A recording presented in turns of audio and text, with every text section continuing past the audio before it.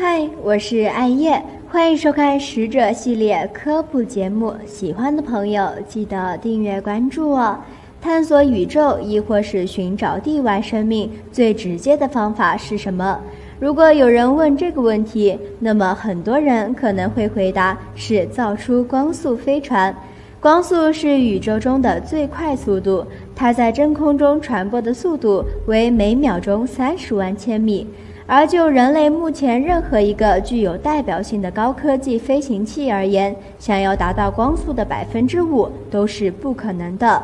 根据爱因斯坦的相对论，一个物质越是接近光速，那么它就会拥有无穷大的质量。那么科学家究竟要怎样在控制质量不变的前提下达到光速呢？这显然是矛盾的。但对于人类而言，越是不可能得到的东西，就越具有诱惑力。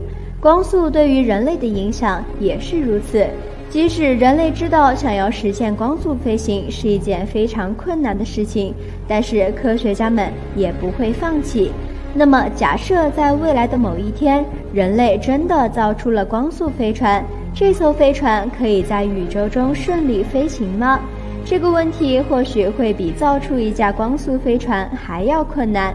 首先，宇宙的环境并不太平，在高速飞行当中，飞船不免会遇到许多大质量的陨石，甚至是迎面撞击过来的彗星。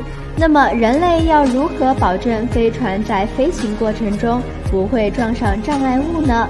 科学家的回答令人惊讶，因为不仅是陨石或者小行星的碎片，在光速飞行中，就算飞船撞上一粒沙子，都有可能会毁掉整艘飞船。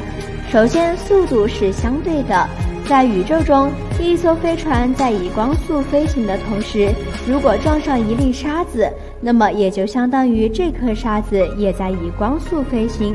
我们不妨做一个大胆的假设，撞击了飞船的沙粒质量为1毫克，而如果这颗沙子做到了光速的99.9%的速度飞行，那么这颗沙子的质量就增加了7071倍，那么1毫克的沙子将达到7.071千克的相对质量，而它所携带的能量就相当于7600万吨 TNT 炸药的量。